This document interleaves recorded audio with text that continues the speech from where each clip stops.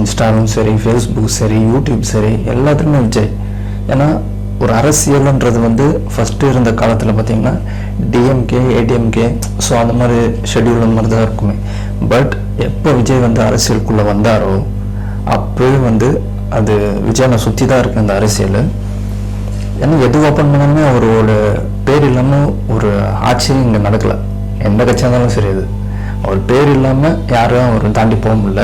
ஏன்னா அவர் சுற்றி தான் இப்போ அரசியலே போயிட்டுருக்கு. அவர் எப்போதான்ப்பா போவார் கரூருக்கு, அவர் ஏன் இப்போ ஒன்றும் போகல அப்படின்னு ஒரு பக்கம் போயிட்டுருக்கு. அவர் போகிறாரு, வெயிட் பண்ணுங்க, அதுக்குள்ளே ஏன் போகலான்றீங்க.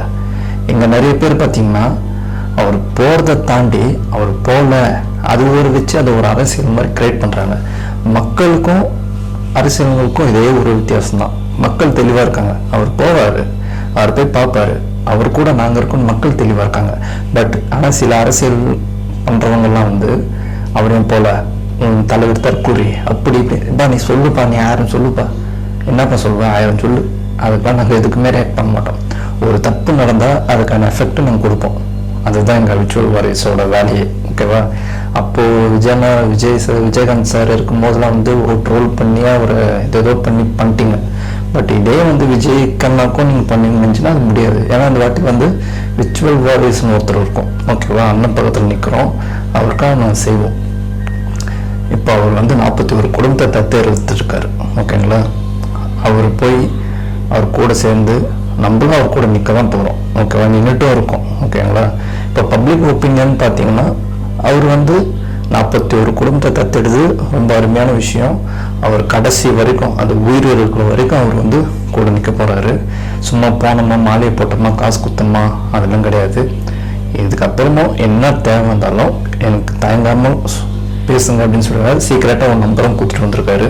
ஓகேங்களா? அதனால் வந்து அவர் இப்போ அந்த குடும்பத்தில் ஒருத்தர் தான், ஒரு அண்ணனாவோ தம்பியாவோ மகனாவோ. சரிங்களா? அதனால் வந்து இதில் ஒரு மாற்று கருத்தே கிடையாது. கண்டிப்பாக போகிறாரு.